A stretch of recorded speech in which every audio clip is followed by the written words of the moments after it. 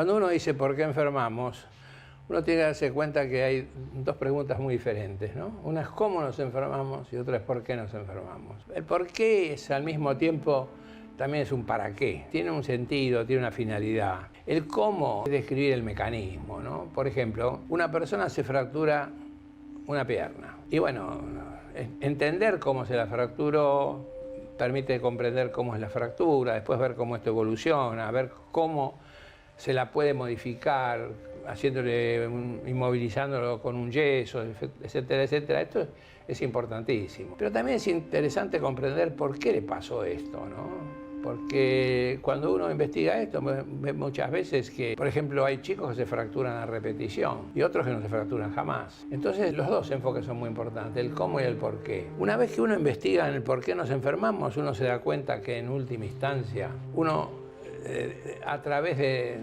la enfermedad está expresando algo que no puede resolver de otra manera, siempre. Pero para esto tenemos que aclarar una cosa, siempre no significa que todas las enfermedades son de causa psíquica. Cuando hablamos del significado que tiene una enfermedad, no estamos diciendo que la causa es psíquica. Nos enfermamos de las dos cosas a la vez, no es que el alma produce la enfermedad del cuerpo o el cuerpo produce la enfermedad del alma.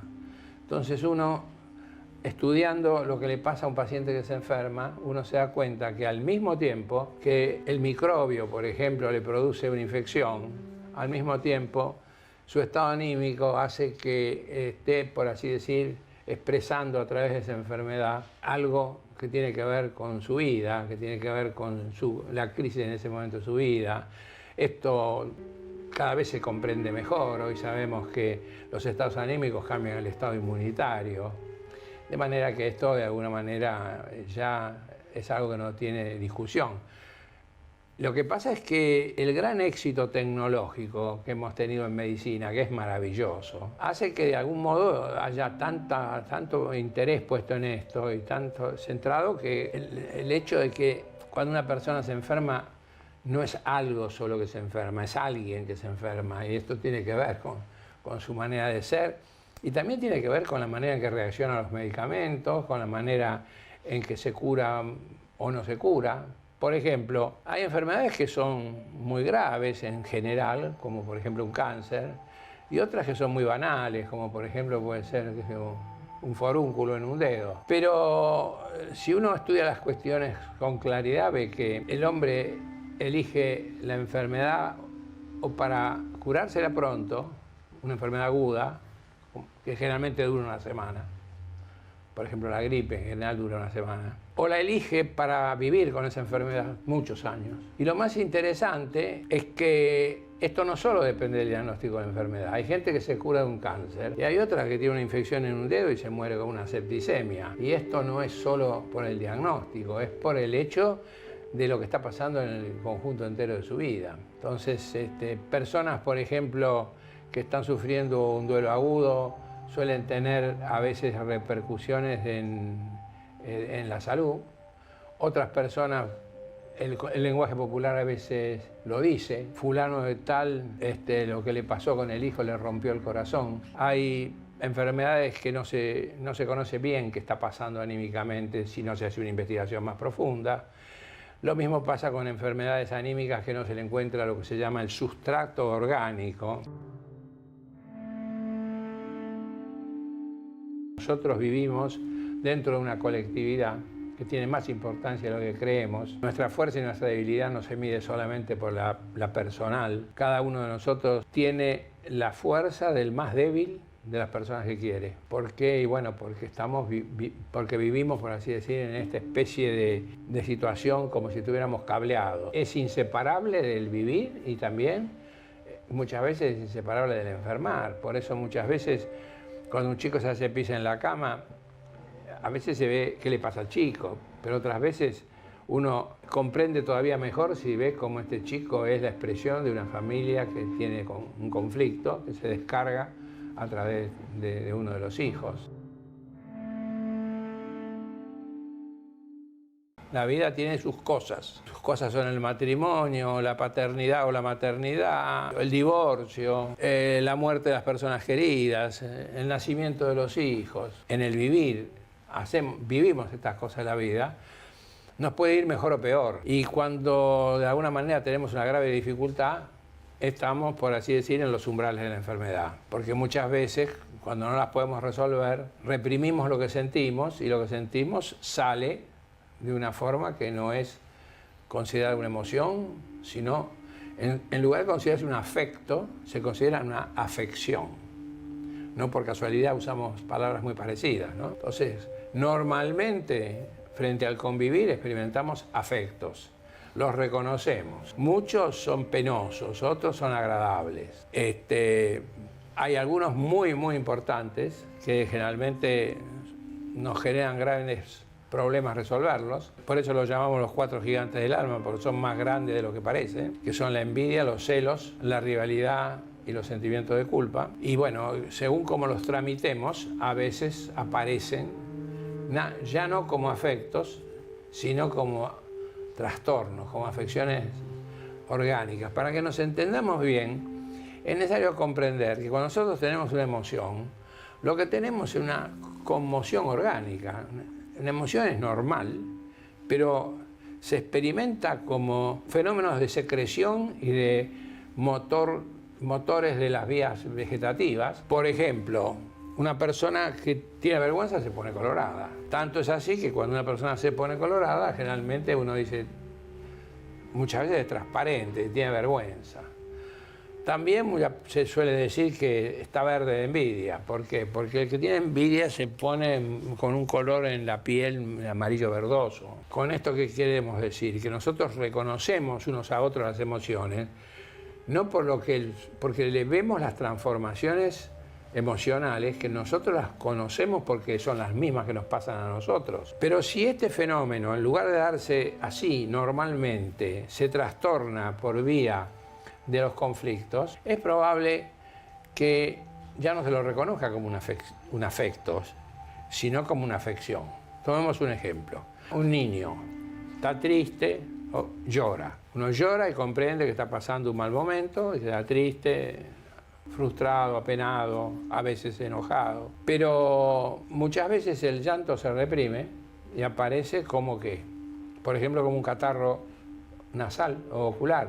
¿Por qué nasal? Porque las lágrimas se descargan por las vías respiratorias. Usted me dirá, bueno, pero este chico se resfrió porque se contagió un virus. Esa es una parte, pero no es todo. ¿Por qué? Bueno, cuando usted ve una fotografía de un chico resfriado y de uno que está llorando, yo se las mezclo y después a usted le resulta difícil decir si está llorando o está resfriado. Y también hay personas que tienen lo que se suele llamar una epífora, es decir, que le salen lágrimas pero no tienen ninguna tristeza. Bueno, pero esto, si uno lo comprende bien, se da cuenta de que esto tiene que ver con que la parte de la tristeza queda reprimida y solo aparece afuera el fenómeno corporal. En fin, hay una enorme literatura mundial acerca de esto. Cuando apareció Freud se dio cuenta de la importancia que tenían las emociones. No es que fue el único que se dio cuenta de la importancia que tenían las emociones, pero Freud se dio cuenta que todo el mundo lo conoce a Freud porque Freud habló de lo inconsciente. Pero lo inconsciente se conocía antes de Freud y es una de las cosas que más se le atribuyen hoy a Freud. Pero lo más importante de Freud es haber descubierto que muchas cosas que son conscientes de pronto se reprimen y después vuelven transformadas. Entonces, esta represión de la emoción es lo más importante. De manera que ahí por la década del 70 la psicología cognitiva introdujo lo emocional. Y apareció un libro de divulgación que se hizo famoso en el mundo, que se llamó La inteligencia emocional. De pronto el hombre descubrió que las emociones eran maneras de conocimiento y que al mismo tiempo formaban parte de la inteligencia, entendiendo por inteligencia la comprensión del mundo, ¿no? Y entonces a los pensamientos se le juntaron las emociones de una manera de importancia muy grande. ¿Qué órganos representan simbólicamente esto? El colmo del intelecto es el cerebro, el colmo del sentimiento queda representado por el corazón.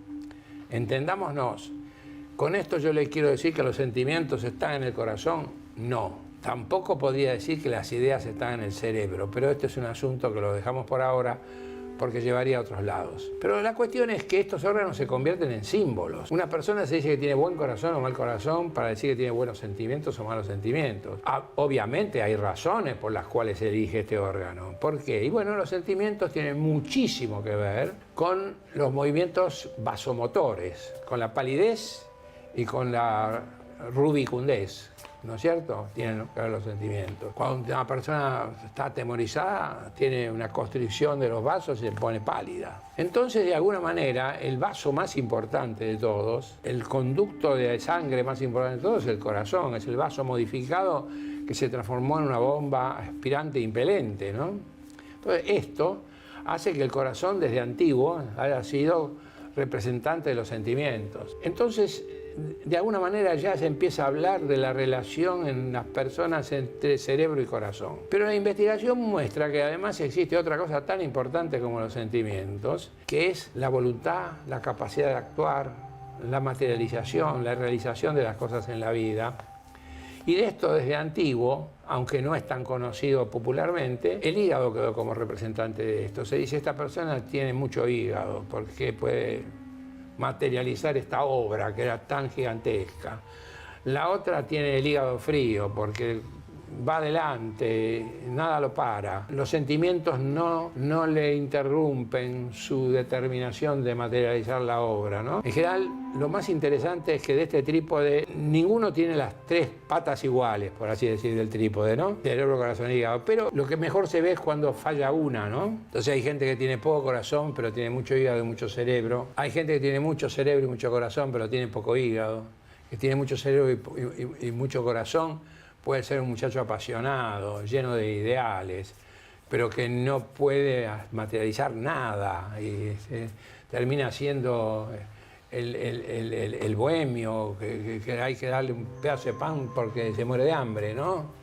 Porque no materializa, exagerándolo, ¿no? Al revés, el hombre de mucho hígado y mucho cerebro y poco corazón es el capitalista frío, cruel, que no le importa nada, que aparece en la literatura como el que desaloja a una pobre familia porque no puede pagar el alquiler, ¿no es cierto? Y después está la persona que tiene mucho hígado y mucho corazón, pero no tiene poco cerebro, es decir, no tiene la capacidad, diríamos, de armar un proyecto más o menos complejo. Pone mucha pasión, pone mucho trabajo, pero lo que hace es por ejemplo, un obrero que trabaja en una mina, pero que no puede armar su vida de una manera un poco más compleja, ¿no? Bueno, estos son símbolos, pero simbolizan tres maneras de la vida, que son muy importantes y se ven de muchas maneras más que yo no puedo ahora resumir rápidamente, pero esto es así. Hay una gran escritora, escribe en una de sus novelas, dice, me enamoré como se enamora toda mujer inteligente, como una estúpida. Y con esto, ¿qué quiere decir esta mujer? Quiere decir que cuando se enamoró, no usó la cabeza, usó el corazón y después, claro, a veces se arregla poniendo a trabajar el hígado, a veces no alcanza. Y en la gastroenterología mi maestro me decía siempre, en las enfermedades del aparato digestivo hay tres etiologías, cáncer, piedra y neurosis, diciendo con esto que era muy importante el estado anímico del paciente. Y esto es fácil de comprender, porque si usted se fija bien, el aparato digestivo es la parte del ser humano que está más en contacto con el exterior. Nosotros recibimos los alimentos a través del aparato digestivo. Algo que está dentro del tubo digestivo todavía no está dentro del organismo, ¿no? Los significados que tienen que ver con el aparato digestivo son bastante perceptibles. La gente, por ejemplo, se da cuenta de la relación que existe entre el miedo y el tránsito intestinal. Por eso es de uso popular decir tenía tanto miedo que se hizo encima, por ejemplo, sí. o palabras más groseras para referirse al miedo, que tienen que ver con el defecar, porque hay una conciencia de la relación que existe entre el aparato digestivo y los trastornos orgánicos y los conflictos psíquicos. Por eso una de las enfermedades que más rápidamente se percibió su relación con lo emocional fue la úlcera gástrica, por ejemplo. Las formaciones malignas toman distintos órganos, entonces para comprender bien lo que le pasa a un paciente hay que comprender las dos cosas. ¿Por qué un cáncer y por qué razón en este órgano y no en el otro. Para decirlo en 2 palabras, porque yo antes le dije a usted que la relación entre la diarrea y el miedo la acepta todo el mundo, pero es más superficial. Imagínese usted la diferencia que hay en entender el contenido emocional, por ejemplo, de un cáncer sanguíneo, de una leucemia. Es muy difícil. No es tan difícil si usted desprejuiciosamente se acerca a comprender la vida de los pacientes. Pero cuando usted habla así en general, parece que el cáncer es una cosa que está ahí, que nada tiene que ver con el alma. Bueno, entonces, para entendernos, vayamos a las cosas un poco más esquemáticas. Primero tenemos por qué la enfermedad de un órgano. Una cosa es tener un cáncer de hígado, y otra cosa es tener un cáncer de intestino, y otra cosa es tener un cáncer de laringe, y otra cosa es tener una leucemia, y otra cosa es tener un cáncer de piel.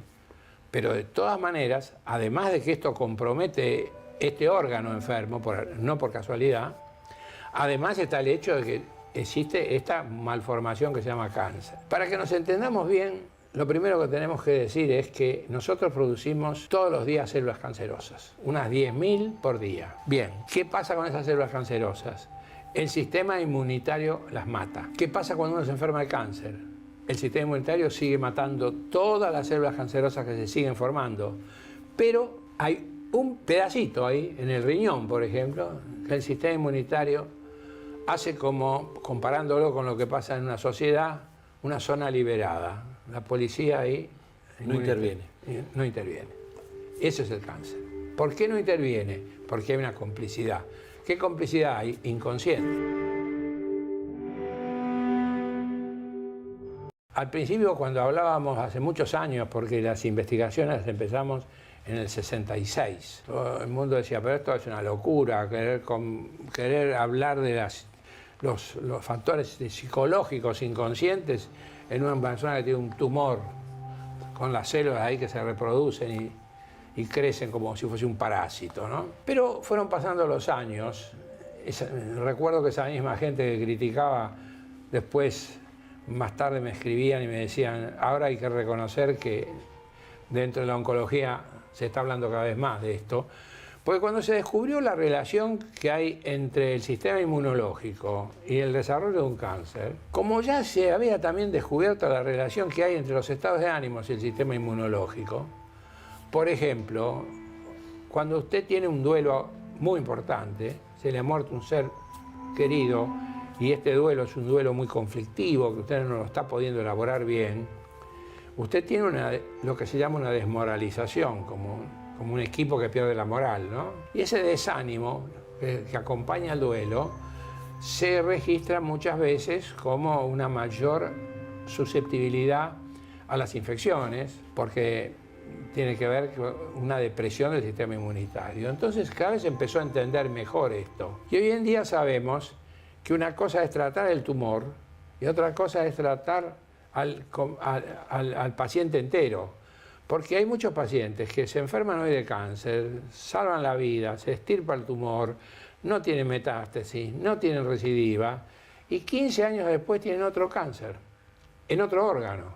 Así como antes, recordará que al principio de nuestra conversación dijimos, este chico se fracturó un brazo, yo se lo curo y ya está, le pongo un yeso, 40 días lo va a tener bien. Pero resulta que muchas veces sucede que este chico que ahora se fractura un brazo, 6 meses después se fractura una pierna. Entonces había algo más que esta fractura. Lo mismo pasa con el paciente de cáncer.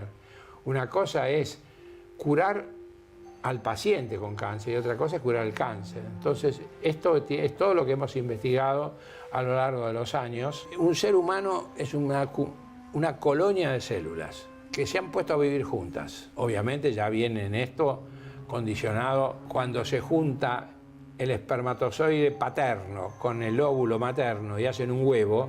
Este huevo es una sola célula, pero esta sola célula tiene en su ADN toda la información genética de todo el desarrollo de la especie. ¿Y el desarrollo de la especie qué es? Es una agrupación de células como si fuera una colmena de hormigas, de abejas, o un hormiguero. Y hoy en día sabemos que el hormiguero sabe cosas que la hormiga no sabe. Esta idea de que el hormiguero lo dirige la reina es equivocada. Y dicho sea de paso, esto es tan equivocado como creer que Holanda lo dirige la reina de Holanda, o que un país lo dirige el presidente de la República. El presidente de la República es un representante, pero no lo dirige él solo. El presidente es presidente porque de alguna manera o de otra la opinión pública lo respalda. Entonces, lo importante es que todas estas células juntas es como si hubieran firmado un acta constitutiva, como la que se hace en un reglamento de copropiedad. Este edificio se hace así, con tales derechos para cada uno de los habitantes.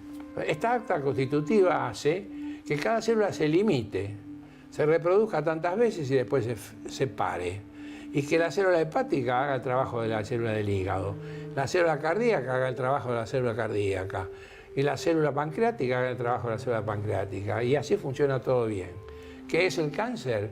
Un conjunto de células que dicen revolucionarias y anárquicas. Yo ahora trabajo para mí. En lugar de reproducirme nada más que 50 veces, me sigo reproduciendo. Si puedo, le chupo la sangre a todos los de alrededor. Y se transforma en un ente que cumple una función, como podríamos decir, anárquica, disociadora,